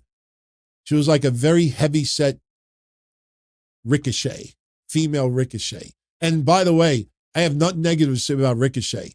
If anybody remembers my tweet from about 5 or 6 months ago, that tweet is aged perfectly. Ricochet is killing it online. Ricochet is trolling people. He's having fun with some people. And when necessary, he's telling people, fuck you. Doesn't that sound familiar? That's some of the reasons why some of you tuned into Kevin and I all these years. Somebody that is about to get a huge push on television told us. That's the biggest reason why he tuned into Kevin and I all those years. Because, we joked when necessary. We praised things. We criticized things. And when necessary, we would give a big fuck you to somebody. And these days, a lot of people don't do that. So when you see Ricochet doing it sometimes for a legitimate reason, people are like, whoa. Is Ricochet better than Io Sky? That's opinion. Is Ricochet better than this? It's opinion. If Ricochet, it's opinion. But people take it way, way, way too seriously online. I believe Nia Jax, there was a turning point where I think Nia Jax looked at her age, looked at her size, and said, listen, he's teasing about OnlyFans and being an underwear model and doing this and doing that. It's only going to get so far. And she decided, I'm going to go back to WWE and I'm going to take this shit seriously. I'm not going to blow my opportunity this time around. I think Nia Jax has done a great job since she's been back. And I don't care that she got busted open Friday. It was an accident. Shit happens. Eat a Snickers. Eat 5 Snickers. You'll be okay. I have nothing but appreciation for Nia Jax. She worked her ass off. And there's some people that will never, ever forgive her. They'll never forgive her for what she did to Kairi Sane years back. Some people just hate her. That's fine. If you totally dislike someone, that's fine. I'm not trying to change your mind. I'm just explaining why I like Nia Jax. Oh, no, I'd eat 5 Snickers. My point is, have 1, have 5. Whatever. I'm not saying that she has to eat 5 Snickers. Trust me, I could down 5 Snickers right now if I wanted to. By the way, I drank a big Yoo-hoo the other day in tribute to Kev. I went to the store. I was buying a sandwich. I went to buy a soda. I looked over. I said, big Yoo-hoo thing. I'm like, yeah, let me get it. It was good. It was good. You know when Yoo-hoo's the best? Put it in, I didn't do it this time around, but if I do have a Yoo-hoo again, I will. Put it in a freezer. And just put it in a freezer long enough so it starts getting a little frosty, then drink it. The doctor says DT is the down-to-earth, no axes, just common sense analysis. It's not the most popular formula these days, but it's the only formula I know. So I think that's the reason why we've had a steady, following for over 2 decades now. I mean, this is what, my 28th year doing this. My life must be boring as fuck to still be doing this since 1997. I have fun. And honestly, listen, I'm not trying to compare myself to anybody else out there, but, I just figure, I'll be a little more animated. I'll have a little bit of a backdrop, but I'll just be me. Might be a little bit louder than I am in my personal life, but I'll just be me. And, it's not the greatest formula. It's not going to get the most views, but, that's why a lot of the stories I've told and a lot of my views have never changed. Because when you're honest, you don't have to worry about, oh, I got to cover this up. Oh, I lied about this. Oh, I exaggerated about this. You just be yourself. Not everybody could do that. Not everybody could do that. Listen, when I put online my hotline reports from 1999, and you listen to me, you would say, who the fuck is this stuttering, fat, boring? Like, I mean, I was awful back then. And for some reason, people still enjoyed it. I sounded robotic at times, and I used to make fun of everybody else. So, it's easy to be me, and what I'm noticing more and more is, I might say something really outrageous about something, but, people know that it's not hate intended. That's why people say I get away with shit. Just people understand what I'm saying. I'm not trying to be, I'm trying to be just realistic about things. I mean, you see what's going on in this world. You see what's going on in our country. You see what's going on with political stuff. I mean, there is no perfect road. There's either this way or this way. Me, I like going this way. I have some views that people think I'm nuts. I have some views that people will say, oh, you're a Republican. And someone will say, oh, you're a Democrat. Somebody say, I don't care. I just give my opinion. You agree with it, fine. You disagree with it, fine. But I will say this. I definitely want to start putting more content on YouTube. And I'm not saying to use YouTube as an advertising thing, but if I could put more segments on YouTube that gets a little bit more exposure and attention, then maybe people will tune into the individual shows. I just trying to find time. I think once the history show is done this year, then I'll start doing it. Probably January is when I'll start going balls out on YouTube. I think January is when we could start putting DTKC retro stuff online. But right now, the history show is just too consuming, and I'm not going to stop doing it. There's too many of you out there that really enjoy it, but I think starting January is when we really go balls out. People be like, "Oh,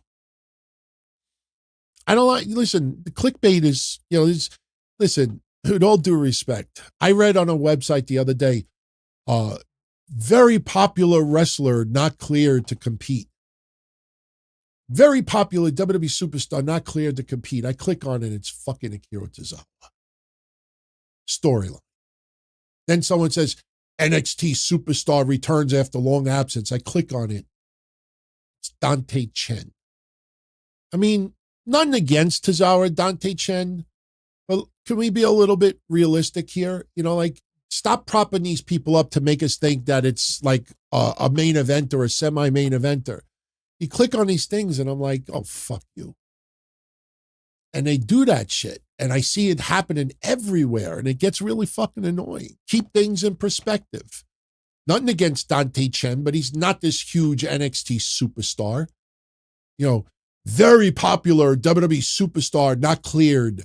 It's a fucking storyline. Bite my lip. Twix is asking, would I ever consider another co-host? Sure. Kev had another co-host. He was doing shows with Mish. I would never hire. I put it this way: you'll never see me say, "Help wanted podcaster must be named Kevin," because Kevin's last name is not Castle. I would never get. We would the DTKC show is March 31st. You know what's interesting, guys? I don't know if I ever told it on these shows. I think I said it on the tribute show, but March 31st was the last show Kevin and I ever did together. Do you know March 31st, 2005, I think? It was 2006. Because we were already doing shows together. We just had not changed the name. It was still the Minority Report. March 31st, 2006, we did an episode. And we opened up, it's the Minority Report. And Kev says, we got to change that name. He said, yeah, we got to change that name. By the end of the night from the chat room, we decided on the Don, Tony, and Kevin Castle show. March 31st, 2006 was the night that we renamed the show. March 31st, 2025 was the last show we did together. Same date, March 31st. For real. So He is sorely missed, man. I still can't believe it. I still can't believe it. Never in a million years. I haven't even updated the website yet. Not even being lazy. It's just like, I look at it, I'm like, how do I put him in the past? You know, like, it's just really, really, it's hard. It's hard. But soon we're going to have to. We're going to have to. So, all right. We actually went a little bit longer, but we could stick around a few more minutes. We could stick around. Let's stay like 15 more minutes and we'll jet. Thank you, Richard, for the kind words. Much love. Thank you, Spider Pig 1000. Much love to you as well. And yeah, you know, I will keep his spirit alive. I tell you, it blows my mind that we have this many shows from yesterday. One day seriously, I'm not even kidding when I say this. One day I got to connect my old hard drive from 20 years ago. I got to connect my old hard drive and then share my screen and just look at these folders, and you'll see folders dated 1999, 2000, 2001, 2004, 2006. And you'll see random shit. And some of it, like even the Eddie Guerrero thing, that is rough. When Eddie Guerrero passed away, I reported on my hotline that night, and I told everyone if they want to leave a little tribute for Eddie Guerrero, their memory, anything, just want to talk, little release, leave it on the hotline. And every half hour was clearing out messages.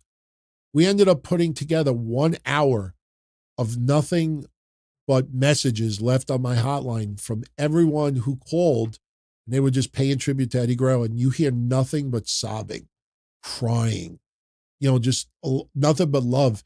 And ironically, one of the persons that called was Kevin. This is before we were doing shows together. And, or we were, you know, not officially doing it on a regular basis, but it's unbelievable how much audio that I have, even go back to 1999. I just kept everything. I hoarded everything. So it's like almost impossible to like not have something. I mean, back in the day, once in a while, we would get the blue screen of death. There was at least, over the years, at least 6 or 7 times that we would do like a kick-ass show, and then my computer would just turn blue. And then we turn the computer back on and the whole show is gone. And we lost the show. So I talked about how Kev became a co-host on the tribute show. It's you know, he was a caller and he left great messages, and I would mention other people's callers on the show. It's like what Jim Cornette does with Brian Last. You know, people leave questions in their mailbox. Kev would leave it on a voicemail, and I would answer it. People would react to it. I was like, oh, that's interesting. People were reacting, and other people were saying so. Yeah, no, the Eddie callers will be added to the vault. Everything is going in the vault. Even the Captain Lenny shit is going in the vault. Everything's going in the Mass Maniac stuff's going in. Everything's going in the vault. It's just that there's so much content. There's like 25 years of stuff.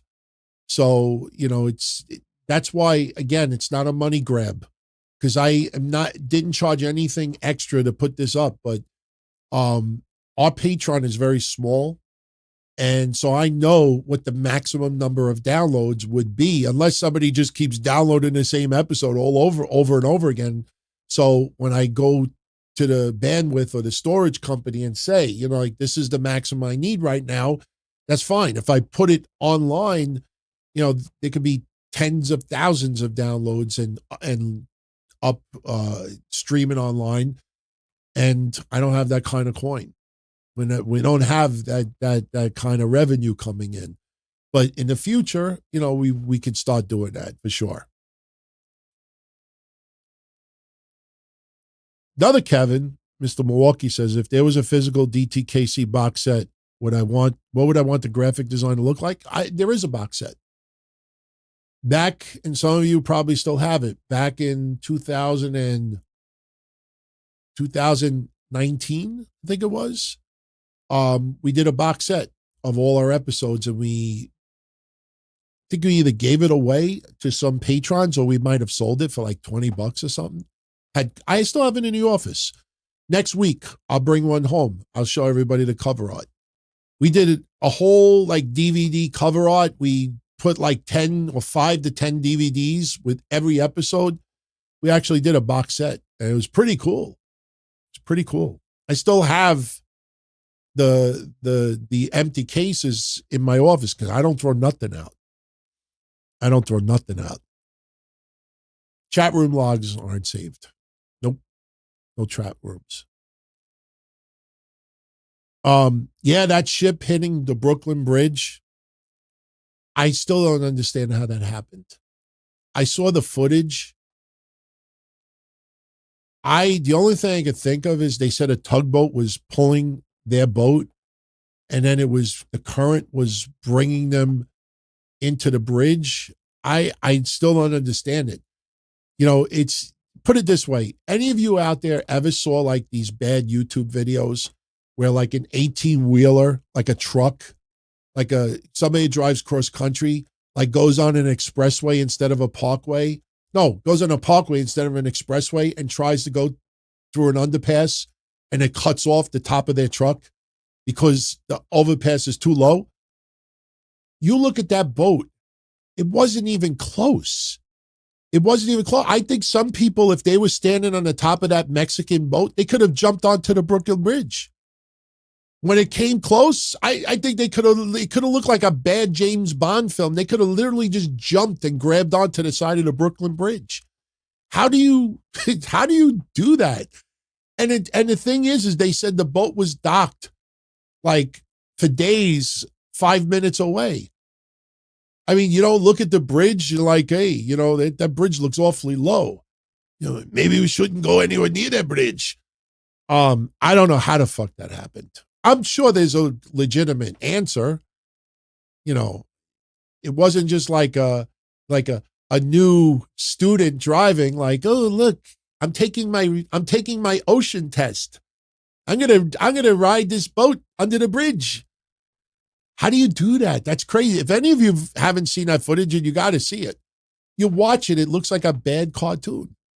The bridge is here, and the boat is up here, and it's like, the bridge is here, the boat's up here, and it's like, this isn't going to end all that well, and it just keeps going and going and going. Funny thing is, if you look at some of the people that were watching it as it was going down, some people didn't even have like a reaction when it got close. Like, you would have put it this way: if it was a WWE audience that was there witnessing this, you would have seen them going like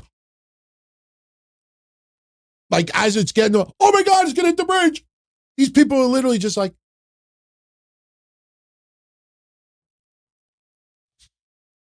doctor is asking my thoughts on Sabu's passing. I paid tribute for about 40 minutes last Sunday. Pioneer, legend, one of a kind. Had his career, did everything under his terms, had a lot of demons, put his body through hell, not just physically, but internally. Did a lot of drugs, masqueraded a lot of pain. Sad, but deep down inside, I know this might sound a little bit cruel, but I don't think many people are surprised that he died at 60. Because you look at his life and be like, man, that guy did what he did. No shit, he would probably only live to be 60. But the reason why it's so shocking is because we just saw him fight with Joey Janela. However you feel about that match, we just saw him. And there was nothing other than, he's obviously, elderly now and, is not in the shape he used to be, and everything is a lot slower. But there was nothing from that night that you would have said to yourself, that guy, He doesn't look good. You look at Ric Flair's retirement match. Yeah, listen, his heart stopped twice. Not trying to be a dick, but I kind of find that difficult to believe. Fine, my heart stopped twice. Says who? Says who? Oh, I felt it. I felt it. Says who? Did the doctors tell you? You know, your heart's. There's no. It's wrestling. Everybody exaggerates. I have nothing but nice things to say about Sabu. Had a couple of interactions with him. Was always cool. People that I know that interacted with him, he was cool. Interesting guy, the way he talked. Very soft-spoken. But, you know, if he saw that you weren't a dick, he would be very cool. Go check out last week's show. You'll hear 2 personal stories of me with Sabu. One where he actually showed up at my office. Literally at my office in Howard Beach, Queens. Literally, I walked downstairs and there's Sabu. I'm like, ooh, Sabu. It was pretty fucking cool, man. It was a very cool story. And what's even cooler about it, there's quite a few people that are still alive that were there that could back up my story. A lot of people like to tell stories once somebody is dead. Next, we're going to say Hulk Hogan is going to say, yeah, me and Sabu, we were going to do something. Yeah, we were going to do something. We were planning on something. He was going to go through a real American beer table and so. You know, Hulk Hogan will, other people will exaggerate, but I like to tell stories when there are people that are still alive that could vouch for it. And that's why I tell my stories repeatedly, not to remind people. There's always somebody new tuning in that doesn't know them.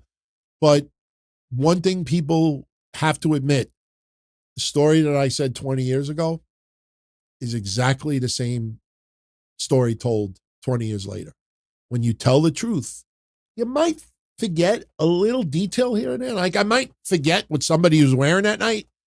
But if you're telling the truth, the story never changes. Especially if you feel like you don't need to exaggerate. Some people like to exaggerate the story to try to make it even better on all different things. Look at that Ring Boys lawsuit. Now they're accusing Coco Beware of doing something. I mean, because they got to make the lawsuit feel more powerful. Yeah, we'll use Coco Beware and maybe that'll just influence the jury a little bit more to say, fuck you, Vince, fuck you, Linda, WWE, and everybody else. Give these boys money, these men who are boys. You know, they're doing a Coco Beware right now is awful. It's awful. People like to exaggerate stuff. I don't. The only time I'll exaggerate is I'll tell everybody I'm still 255 pounds. So, all right, we're going to wrap this up in 5. I want to finish at the exact 2-hour mark. Bob says, would love to see if I did a show after WrestleMania 15, 16, 17, and 18, and 19. Wait, WrestleMania 15 was 2000? No, wait, 1985 was 1.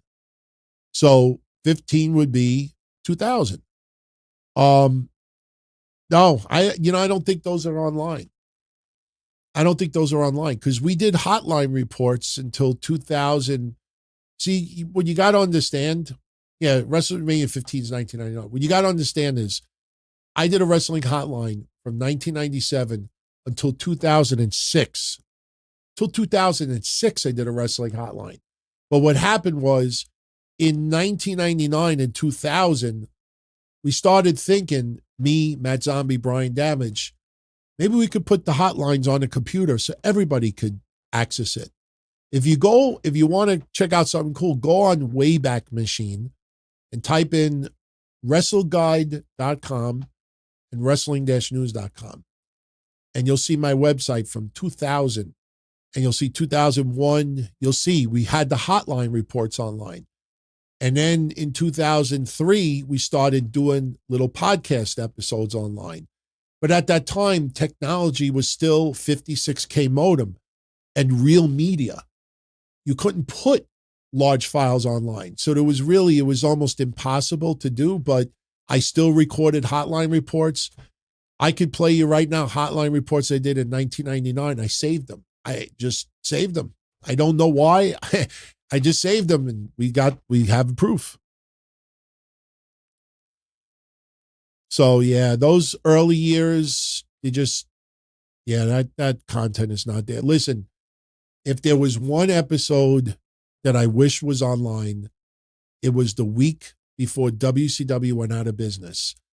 This episode, and listen, there's a lot of people online that still follow my shit from 2001 that will confirm what I'm saying now.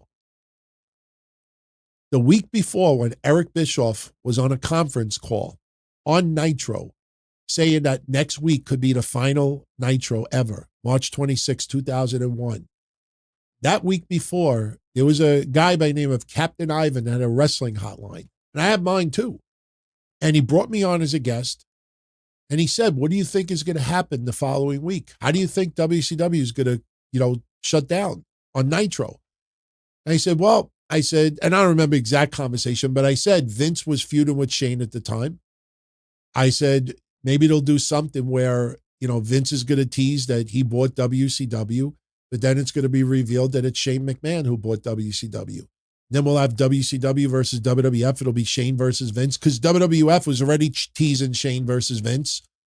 And it happened pretty much exactly the way I said. I didn't have any inside news. I just, at the time, the way everything was going down, you saw Shane versus Vince, and he was like, okay, Vince just bought WCW, so maybe they'll reveal that Shane bought it. What I didn't expect was fucking Stephanie fucking McMahon buying ECW. That sucked. As a diehard, long-time ECW fan, and, got privileged to do a little bit more with them, when she was wearing that fedora, I wanted to smack that shit off her head. That put me on the map with my stuff. Because people like Nostradamus. There is a guy, if you're above 18, Nelson Torres. He's involved in porn. He has WTF, I think it's called, and he interviews porn stars all the time. Nelson Torres. We used to call him Nelson the Birdman. I think he used to have a bird as a pet. Now he has the other bird. And I said I would love. I have nothing but love for Nelson. Go ask him. Look him up. Ask him. Say, is DT telling the truth? He was one of the first people to give me props. And I still talk to him online to this day. True story. True story. That hotline, if I could go back in time and put one report up, that would be the one. Of anything I ever did, that would be the one. Thank you very much, Bob, for the 2-spot. Looking forward to the early audios. Yeah, I could put them online tomorrow. It's just that the audio quality is awful. And I want to see, because listen, AI is dramatically improved over the last 2 years. Some of you remember that 60 seconds of Blackheart's hotline that we ran through AI, and I sound like I have a cold. Anybody remember that on my Twitter? We put it through AI, and it was like unbelievable, the quality, but I sounded like I had a cold, and Matt Zombie sounded like he was Elmer Fudd. So I want to see if technology could boost up these audios a little bit before I put them online. So,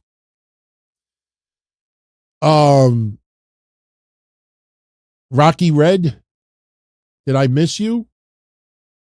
But I did miss Bob. Mark Madden annoys him. But Mark Madden doesn't annoy me anymore. I see Rocky. I'll get into yours next.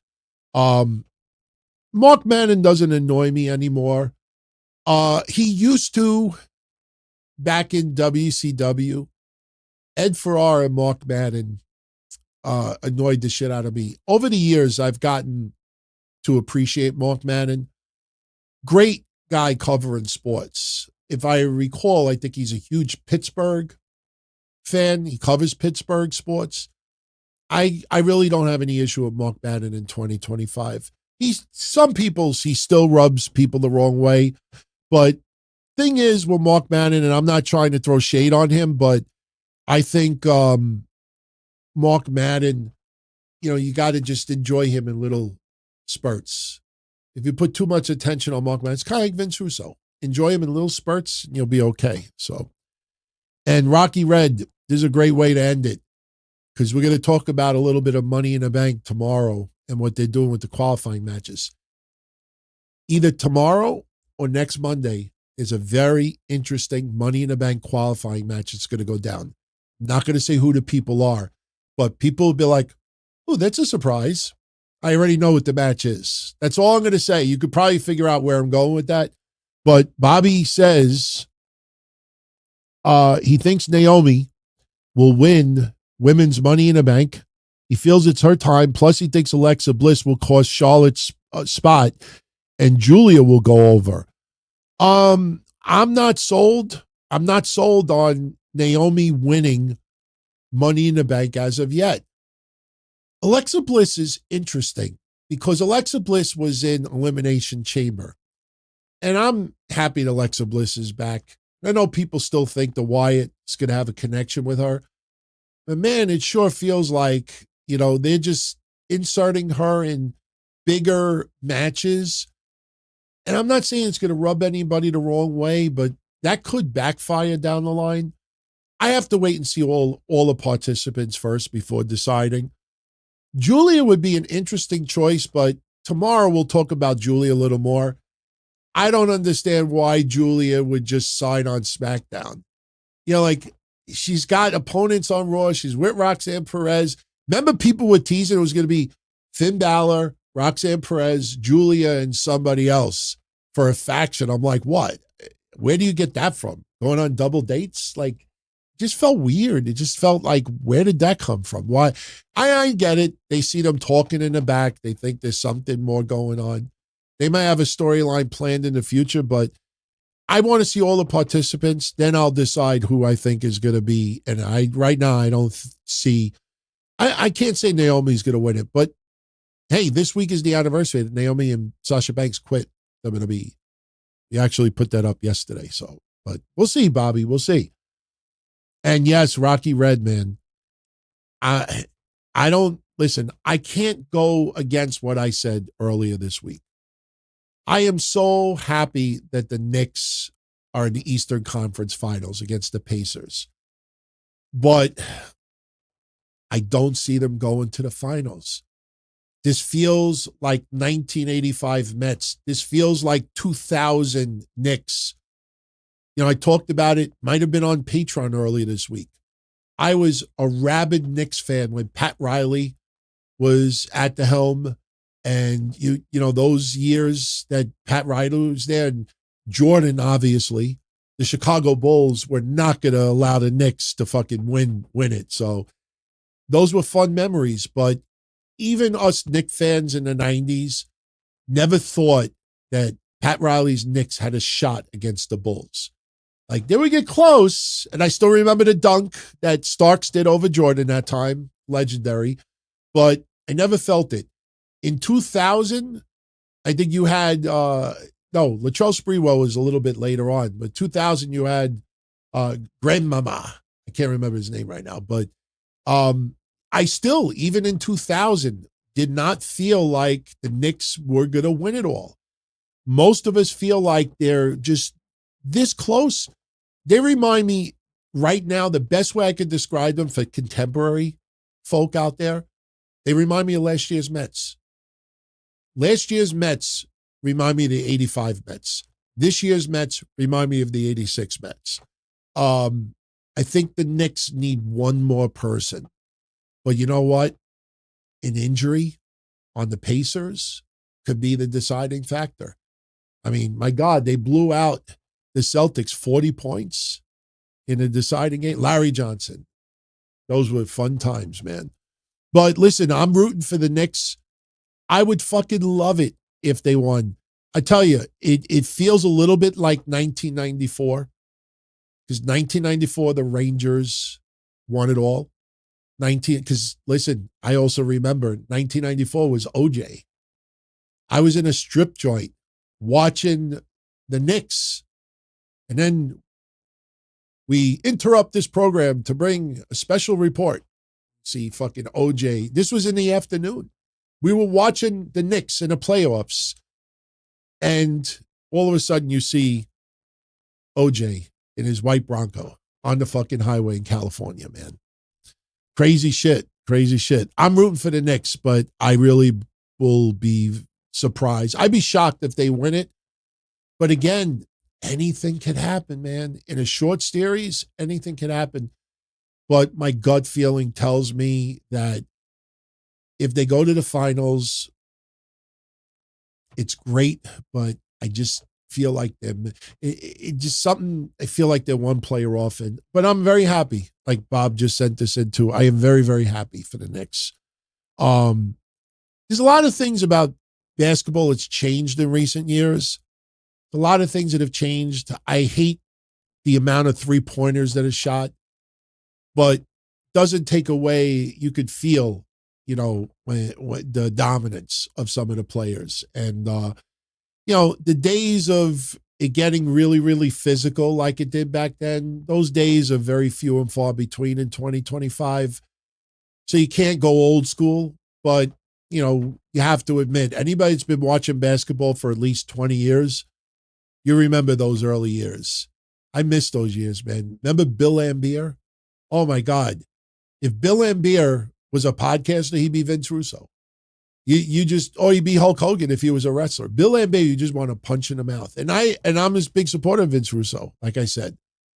There were players at that time, you just wanted to see them get their ass kicked, man. Ass kicked. So, all right. I am outie, and I don't mean belly button. I'm out of here. So I want to thank you all again for a really fun episode. And it's cool to see almost everybody still here from the beginning. It's pretty awesome. I love it when I see that at the end. It's like almost no drop. But I'll be back next Sunday. And, we'll revisit the Knicks next Sunday. We'll see where we're at. But tomorrow night, right after Raw, DTKCDiscord.com. DTKCDiscord.com. I will be live. It's going to be a loaded show. We're going to recap Raw. We'll talk about Saturday night's main event. We'll talk about Money in the Bank. And we got a lot of news to get into. Very, very good stuff. I promise you nothing will be boring. So we got a fun show coming tomorrow. Hope you can join me. And then we'll see you all again soon. Be well. Much love and thank you for stopping by. Have a good one. As far back as I can remember, I always wanted to be a podcaster. For me to live any other way was nuts. To me, those goody-good people who worked shitty jobs for bum paychecks and took the subway to work every day and worried about their bills were dead. I mean, they were suckers. They had no balls. If I wanted something, I just took it. I ran everything. I paid the bills. I paid the host. I even paid the masked maniac. Everybody had their hands out. Everything was for the taking. We always called each other good fellas. You would always hear from somebody. You're gonna like Don Tony. He's all right. He's a good fella. He's one of us. But if you're part of my crew, nobody ever tells you they're gonna get rid of you. It doesn't happen that way. There weren't any arguments or curses like in the movies. See, your haters come with smiles. They come as your friends, the people who've claimed they care the most for your life. And now that's all over. And that's the best part. Today everything is different. There's lots of action. I don't have to wait around for everything like everyone else. Oh, I didn't get the vaccine? Fuck you, vaccine me. Oh, your delivery guy has COVID? Fuck you, feed me. Right after I moved here, I ordered egg noodles and ketchup, and I got spaghetti with meat sauce. I'm no longer an average nobody, while they get to live the rest of their lives like a bunch of schnooks. USA Pro. What's your favorite website? Book me. Oh, Screamin'. Or Get the word and out. then crowbars. Where's the dot? Where's the what? Is it like a This dot? right here means finding rabbit. Ooh. Right Yeah. there. mine says one on it. And USA I don't Pro. have the phone. And when I live down. Ah! That's all I got. It's What's your thought about the war in Iraq? I think that USA. What do you think about South Korean propaganda in the press? But just get a little bit closer. Yeah, you got me on that one. I'm sorry. I'm just a girl. I don't know. I would just say to these idiots buying this DVD and wasting their $20 on this garbage. Dude, it's fucking not a waste because I'm gonna show them the barbed wire match. Yeah. Cowboy Bobby Hayes. Yeah. And that's worth $20. That's not a C-section? Fuck no. Barbed wire match. Barbed wire match because I am hardcore like that. Speaking of hardcore, And we'll see Daffney hopefully on June 18th. Yeah, tell him to fucking book me again, goddamn. Yeah, book him, John. Speaking of hardcore, can I talk about Louis' Come on, girl? Blas, you have the Can I money. talk about You Louis' have the girl money, for a Mark. minute? Speaking of hardcore, can I talk about Louis' girl for a minute? You know, speaking of Wonder Woman, I wonder, is Louis' girl really a woman? Wow, why are you laughing? You know somebody? No, I have no. I just love Anthony Speaking of screaming in DeBlassie. Iraq. Speaking of screaming in Iraq. Are you drunk, Blas? No. I just have No, a we're not- legit question because I I don't watch it. crazy? I am. When That's why this- Carrie's on the side.